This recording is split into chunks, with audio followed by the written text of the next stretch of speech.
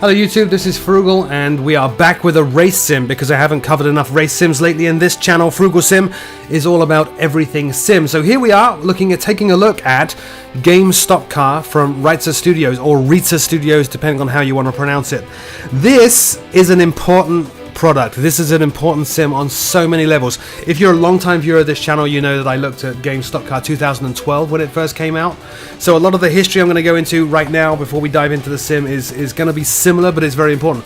This is the third version of Game Stock Car from Rfactor. Rfactor are a small Brazilian team. They actually started out as a modding team doing car mods and track mods, predominantly car mods, for Rfactor. Now Rfactor is widely recognized as perhaps one of the best race car simulators in the world.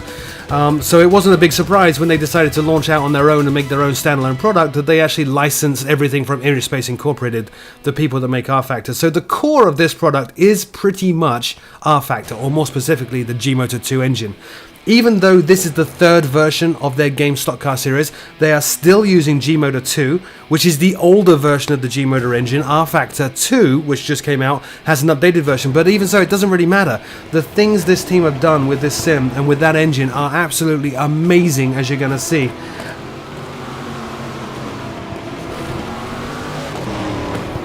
Now, if you're familiar with Rfactor, you can basically think of Game Stock Car as a highly focused, heavily modded version of Rfactor, but really that's not doing it justice.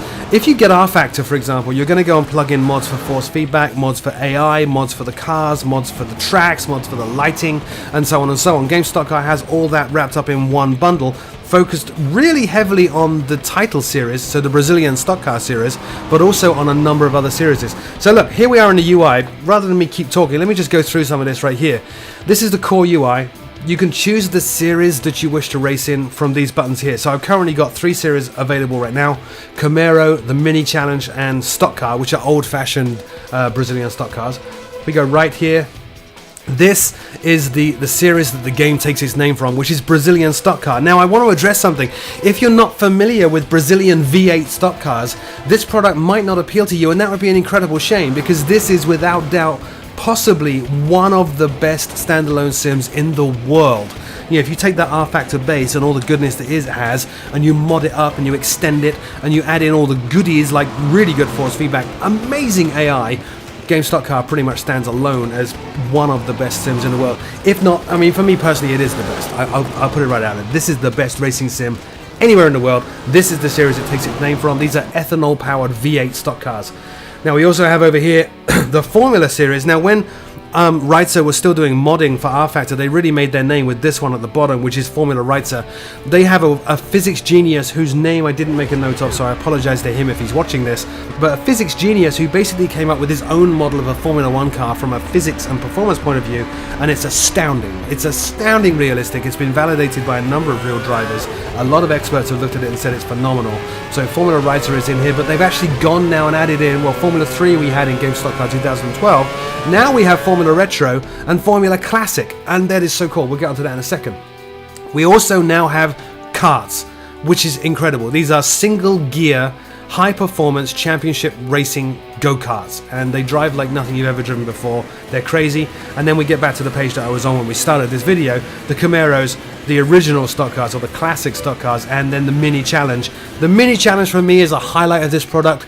The racing in the Mini Challenge is just sublime, but we'll get onto that in a second. Let's go look at the actual stock car stuff. Now, this product is so good, and I'm not trying to shove it down your throat how good this is, and I'm not being paid or I'm not endorsed by Rfactor in any way. I bought this product as I did with the previous 2 products. By the way, Game Stock Car 2012 was a free update if you already had Game Stock Car. Game Stock Car 2013 is not a free update. It's $24. $24 for the amount of stuff you get in this is just ridiculous. So you have to buy this even if you own the other things. I'm not endorsed by that company, but they are endorsed a little bit by some of the pro drivers that race in this. One of the most famous being ex-Formula 1 driver Rubens Barrichello. Rubens is a huge fan of Rfactor Studios, and prior to him entering the Brazilian V8 stock car circuit for real, he was actually a regular fixture online and did compete online in Rfactor Studios Game Stock Car and Game Stock Car 2012. That is how good this sim is. If we go in here, let's put it in a test day here. You've got all the current teams from the current series in here. So there's Medley, There's Mobile Super Pioneer Racing, Officer Pro GP, and so on and so on. In fact, let me scroll up a little bit here. They actually pay homage to Rubens now in that he is included. You can see some familiar names, by the way, if you're familiar with Formula 1 and some of the other big international series. Let me go down here. I think Zonta is in here. There we go. Ricardo Zonta is in here because he's currently racing. Max Wilson is a familiar name to touring car and rally, I think. There's Rubens. There he is. That's Rubens' car right there. Medley Full-Time Sports. Let's pop that up. There is Rubino. And there is his stock car that he currently races for real. So they're paying homage to him not only in the stock car series but also in the Go-Kart series within this game. So all the cars are here. Let's show you some footage. I'm not going to record this live of me racing, but here's some footage of the V8s driving around. The changes that they've made in this iteration, aside from adding a ton of different cars, is they've also added some new tracks. They've also added nighttime racing with full lighting effects, which is amazing. You'll see some of that in a second. They've improved the physics and overhauled the physics completely on the Formula cars, on the Formula Rfactor car. They feel like they've changed the physics here in these stock cars as well. They feel even more skittish than they already did, and it's phenomenal. But they don't feel skittish in an arcadey way. They feel skittish in a, oh my god, this is a 450 horsepower ethanol-powered monster kind of way. These are very heavy cars, don't get me wrong, compared to say a Formula 1 car or even a Formula 3 car. They're very heavy. They're also very, very torquey. They will spin on you in a heartbeat without any problem at all. But they've overhauled the way the stock cars themselves feel. I think making them feel a lot more like a car. They felt pretty amazing before, now they feel even better.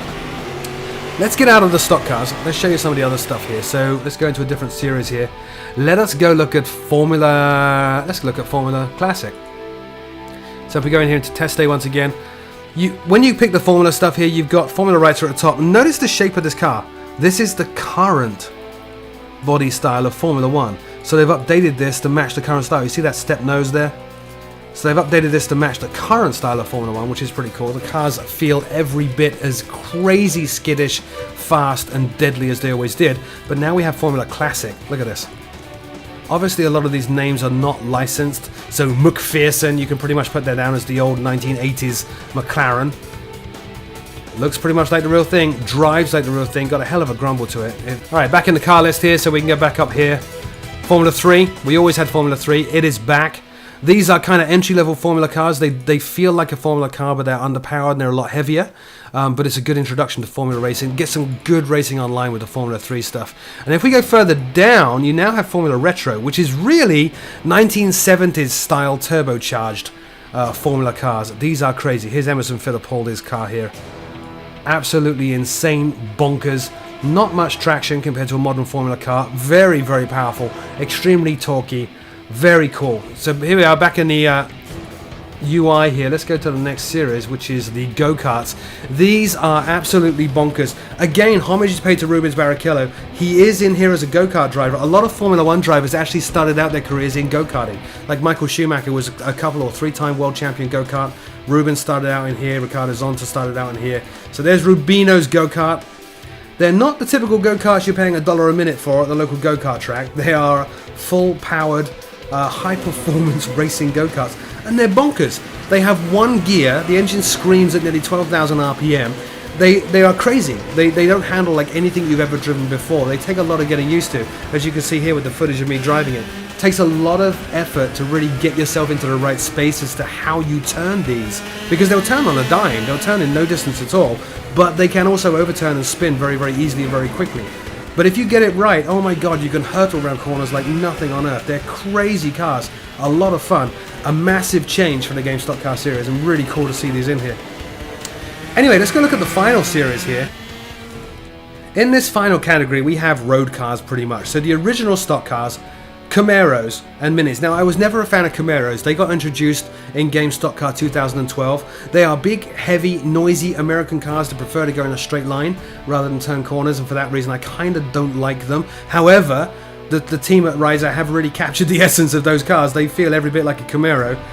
Not driven a Camaro personally myself, but did used to own a Mustang, so I kind of know what the American muscle car, modern American muscle car, feels like. My love, though, is these guys. The Minis are amazing. I'm going to put some footage up while I talk here of a race I had in the Minis. I think, even though this is called Game Stock Car, it should be called Game Mini. The It is the minis where you actually really experience the multitude of changes that Rfactor have put into the G-Motor engine and that Rfactor base. Let's talk about the AI. The AI in this game is beyond belief. I had some of the best racing in this race against the AI of any race I've ever had, including online at iRacing and online with various other sims as well. The AI is amazing. They take risks, they make mistakes, but they're not stupid on-off mistakes. Like you get some sims or race games where they'll kind of almost have a switch and say, now it's your turn to make a mistake, and you'll see the car just spin off the track into a wall. They don't do that. They will take risks. They'll try to like outbrake you. They'll try to cut you in a corner. You know, they'll do things like that, and sometimes they'll misjudge it and they'll clip a part of the track they didn't want to clip, or they'll get off the racing line, they'll loosen speed. Phenomenal, phenomenal, phenomenal. And they treat you like a pro driver as well. So if you abide by the rules, don't drive around the racetrack ramming everybody, but actually drive around the track like you're a proper race car driver, abiding by the rules, trying not to collide with people, trying to hold the racing line, then the AI responds appropriately, and it is phenomenal. I had about 8, 9 or 10 laps in this race where I was just having one fight with one other car, and I would change places with him, then he would claw it back on the next lap, then I would claw it back on the next lap, until eventually his tires went out and he had to pit. You do have pit stops in this, you have full pit strategies going on as well, particularly in the Formula Rfactor cars. So that's the AI. The physics and the force feedback has always been a major strong factor of Game Stock Car, and you see that again in the mini series, which is really why I'm focusing on the minis right now.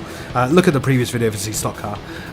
With the mini series, you really feel that these are minis. You have that front wheel drive, and you accelerate hard out of a corner, and you'll feel those front wheels slide, and you've got a lot of understeer there, maybe if you don't get it right, and it really translates very well into the driving experience, that you really feel that you're driving a Mini Cooper.